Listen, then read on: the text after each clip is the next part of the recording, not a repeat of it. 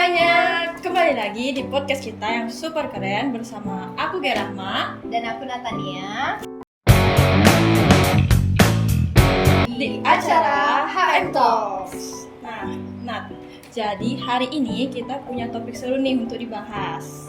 Topik yang akan kita bahas hari ini yaitu sarapan kampus, inspirasi dan realita kehidupan kampus.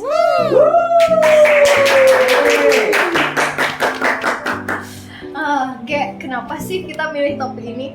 Nah, jadi gini Nat, alasan kita milih topik ini tentunya agar kalian semua menjadi lebih terinspirasi dan memperoleh motivasi dari kakak-kakak yang sudah tentunya lebih berpengalaman di dunia perkuliahan ini nih Nat. I see. Sekalian deh kalau gitu aku juga mau nanya-nanya realitanya di balik kehidupan kampus itu sebenarnya kayak gimana sih? Jadi tanpa basa-basi lagi, langsung aja nggak sih kita undang Ge? Betul tuh. Mending kita langsung undang pembicara kita kali ini. Iya, ayo kita kasih tepuk tangan buat kakak-kakak kita yang ganteng-ganteng, Kak Rey dan Kak Gyoka. Nah, sebelumnya halo Kak Rey dan Kak Gyoka. Sebelum kalian mau bicara sama kita semua nih, lebih baik kita perkenalkan diri kakak terlebih dahulu nih. Mungkin dari Kak Gyoka terlebih dahulu. Oke, perkenalkan aku Gyoka. Aku mahasiswa jurusan manajemen di semester 6.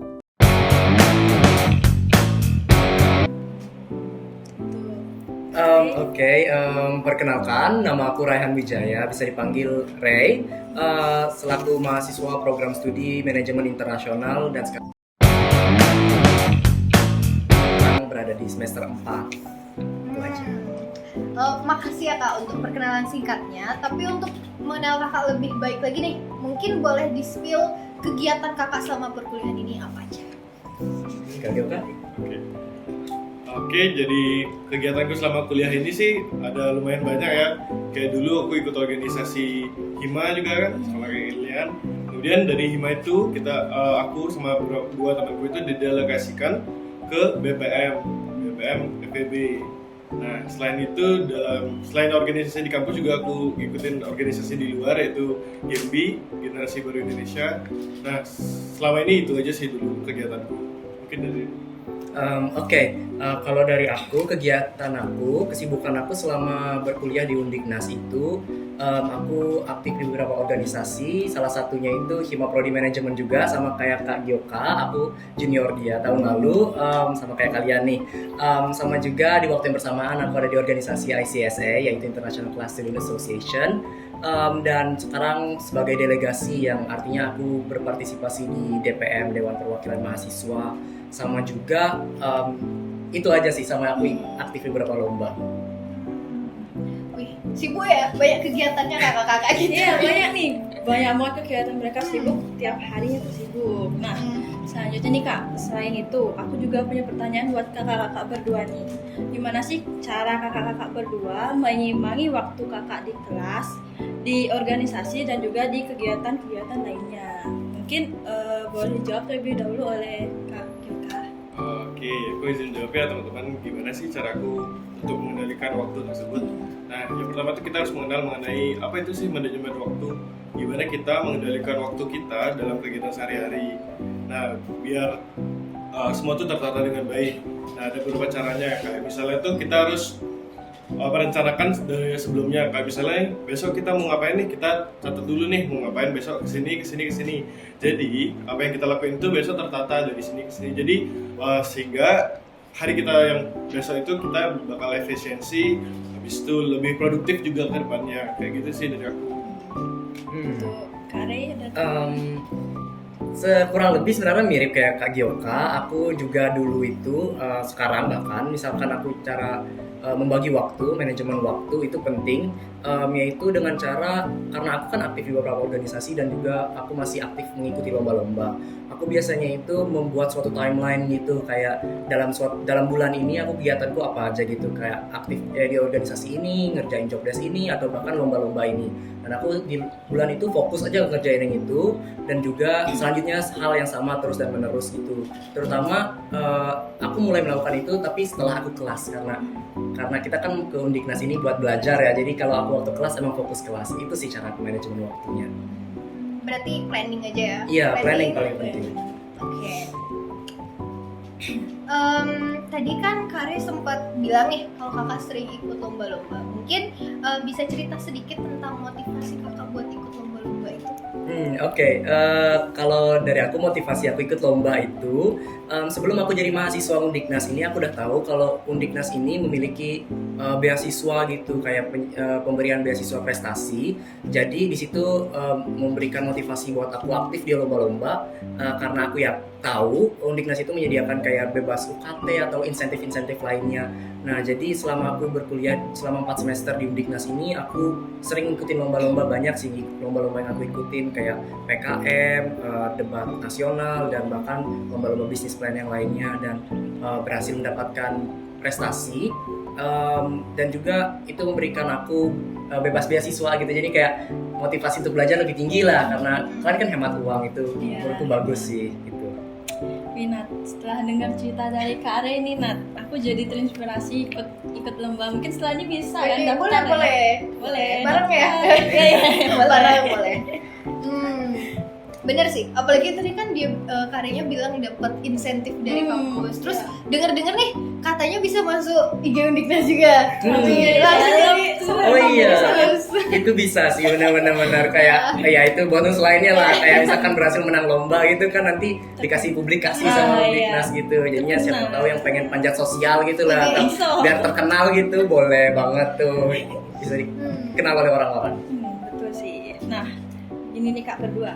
Selain jadi mahasiswa berprestasi di kampus nih, aku juga tertarik sama kegiatan organisasi yang ada di kampus. Mungkin untuk Kak Gyoka bisa dijelaskan sedikit mengenai pengalaman kakak nih di organisasi kampus.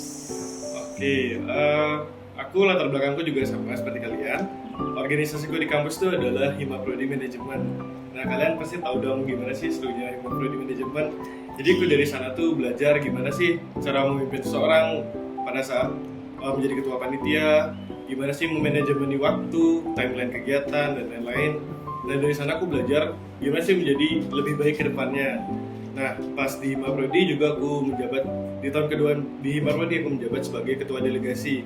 Nah, di sana tuh juga aku belajar mengenai gimana sih ngatur orang tuh biar taat sama peraturan, gimana biar kita tuh taat sama waktu, karena waktu itu juga penting, time is money kalau orang bilang kan, kayak gitu sih.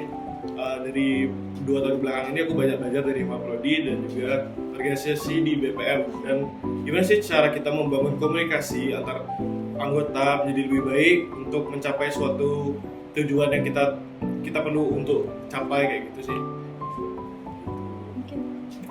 Untuk Kare mungkin ada Oke. tambahan? Kalau dari aku, by the way, sebelumnya aku kan untuk para penonton, aku sekarang lagi ada di periode kedua aku di Hima Prodi Manajemen selaku senior mereka. Jadi mulai dari pengalamanku selama aku belajar hal yang aku pelajarin selama di Hima Prodi Manajemen di 1 tahun ke belakang, di mana aku mendapatkan kesempatan untuk menjadi koordinator suatu divisi atau kepala divisi, dan di situ aku diajarkan untuk menjadi seorang individu yang lebih baik dalam memimpin orang-orang, dan bahkan meningkatkan public speaking kalian. Buat yang ingin meningkatkan kepercayaan diri, itu bagus banget deh untuk ikut di organisasi, karena itu mengajari kalian cara memimpin dan memimpin diri sendiri, memimpin orang lain, karena itu memberikan pelajaran seperti pembentukan pribadi seseorang. Dan itu sih bagusnya itu pengalamanku di Undiknas di Hima Prodi Manajemen kemarin. Nah, seperti yang kalian ketahui nih, tadi kakak-kakak berdua kan juga bilang tentang Hima Prodi Manajemen nih. Nah, salah satu proker nih dari Hima Prodi Manajemen, yaitu yang saat ini kalian sedang tonton, yaitu Hype.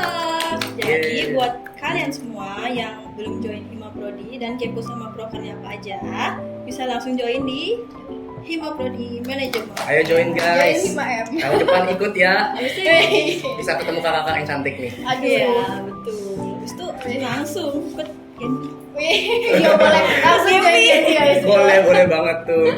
Gitu. Aduh, komisinya banyak ya. Iya berat, dikit nggak apa-apa. Yang penting kan banyak yang join tahun ini. Iya benar-benar. Boleh sih, tapi sebenarnya organisasi mana aja pasti seru kok. Ya kan? Iya. Masih seru.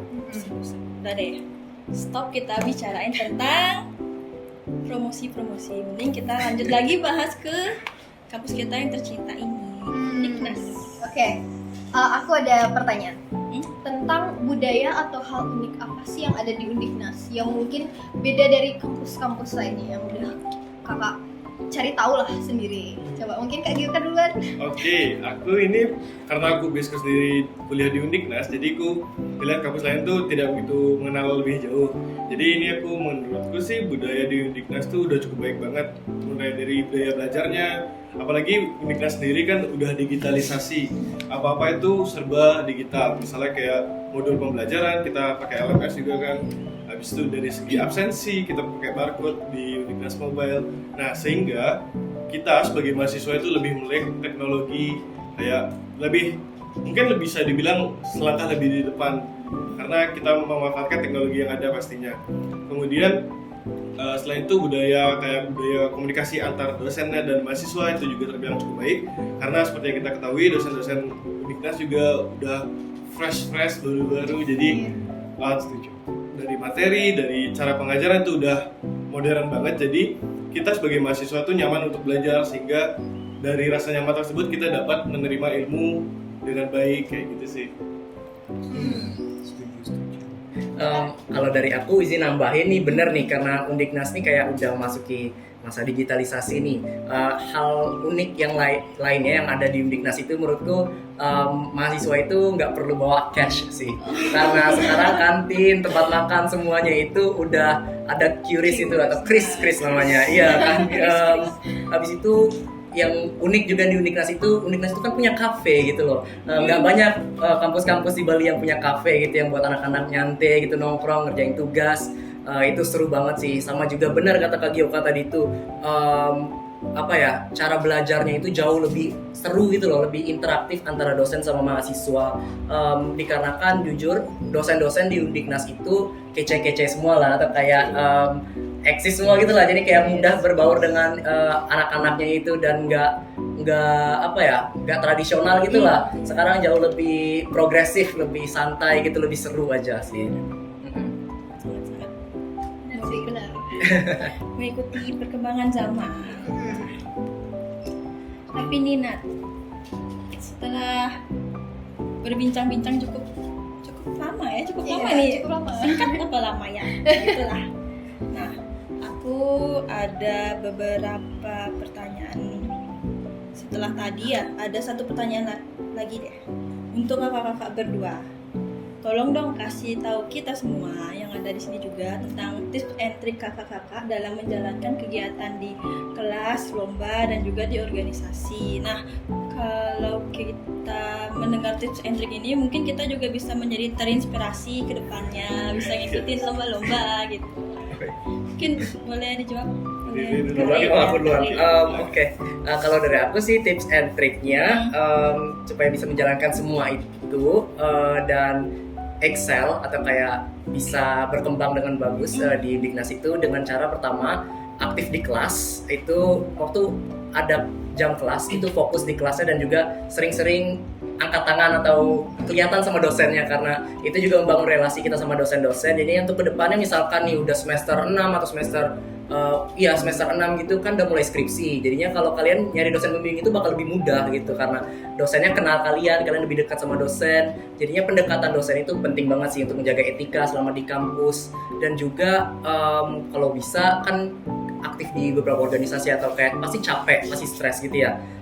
Kalau bisa itu cari suatu hobi yang bisa dinikmatin sama teman-teman, dan juga kalau bisa cari pasangan gitu atau kayak buat support system gitu loh. Itu bisa juga untuk membantu kegiatannya. Itu aja sih. Kak Gioka ada nggak? Mungkin tuh main dikit dari Bisa. ada beberapa hal mungkin yang dapat dijadikan tips and trick selama kuliah. Yang pertama tuh tahu tujuan. ngapain sih kita kuliah ini, apa yang mau dikejar, kita harus tahu itu pertama, sehingga kita fokus akan satu hal untuk dicapai. Kedua itu membangun relasi. Nah, kita nih hidup di zaman di kehidupan sosial nih perlu adanya relasi, kayak misal kita kesini kita dapat dibantu sama orang lain karena adanya relasi. Maka dari itu semenjak kuliah pun kita harus mulai membangun relasi dari kecilan, mulai dari teman kita kenalan, habis itu dari teman organisasi. Nah, dari relasi juga kita dapat belajar banyak hal, bertukar ide antara satu sama lain. Yang ketiga tuh benar yang dikatakan Ray, cari pasangan. Nah, kalau misalnya kita ke kampus nih, kalau misalnya ada pasangan tuh kayak jauh lebih kayak, wih aku mau ketemu pacar nih. Apalagi masa-masa PDKT, kalau misalnya ada gebetan gue nih, aku harus bisa lebih baik, aku bisa menampilkan yang lebih baik lagi ke depannya di depan dosen, kayak ciri-ciri pandang gitu kan. Setuju. Oke kan, jadi cara tidak langsung dengan adanya itu kita menjadi lebih semangat belajar biar kelihatan lebih pintar dari gebetannya kan. Nah kayak gitu sih dari aku. Itu misalkan gebetannya di kelas ya, sama sekelas, tapi misalkan beda jurusan mungkin ada trik yang lain kita nggak tahu sih. Kita kan ketemunya nggak cuma di kelas, bisa aja di organisasi, di UKM kan bisa, kita punya banyak UKM juga di sini. Setuju sih, oke. Curhat dikit jadi kan. Pengalaman. Oh iya. Oke deh, tadi Tiara mau bilang satu pertanyaan lagi, tapi sebenarnya aku juga masih ada nih. Ini masih titipan punya. dari temen nih, temen dari Hima juga nih. Pertanyaannya itu, apa sih tantangan yang paling besar dalam berorganisasi? Oke. Kak Gyoka pengen ambil duluan sebagai senior. Rasa dua ya. Tantangannya itu adalah, selama ini pengalamanku di Hima ya, di organisasi, tantangannya itu adalah karena organisasi itu adalah gabungan dari individu-individu. Jadi yang menjadi tantangan itu adalah gimana menyatukan pikiran antara satu individu dengan individu lainnya. Kalau misalnya Ray, aku mau lomba itu tentang ini, misalnya tentang esai. Kalau aku mikir, enggak, itu dikit peminatnya, itu aku mikir lebih lomba debat aja. Nah jadi gimana caranya biar satu pikirannya biar jadi bagus, itu yang susah sih, menyatukan pikiran itu. Apalagi punya dengan latar belakang yang berbeda-beda, dengan ego yang berbeda-beda, itu sih yang setuju ribet. Itu menjadi salah satu tantangan yang menurutku cukup berat. Ya.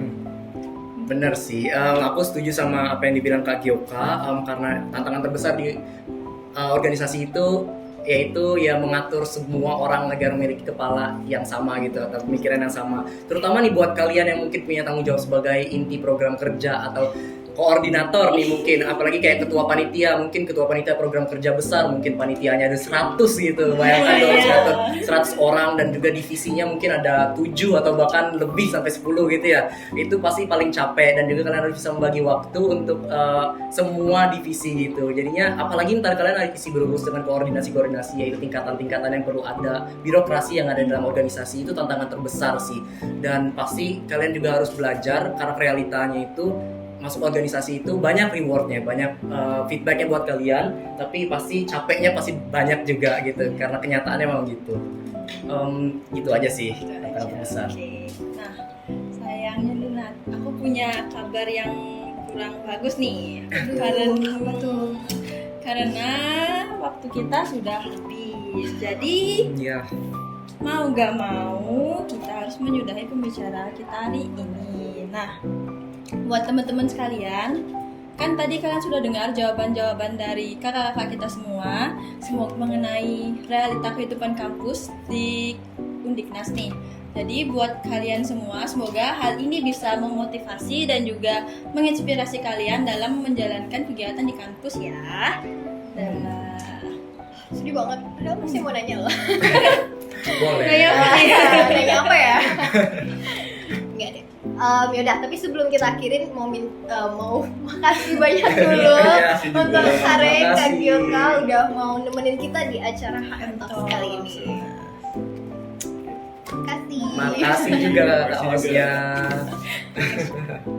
Nah, buat kalian semua, oke, segitu aja pembicaraan kita kali ini. Sampai jumpa di pertemuan kita selanjutnya di HM Talks. Maka kami dari pembicara dan juga host dengan tema topik Sarapan kampus dan inspirasi inspirasi dan dari realita. ulang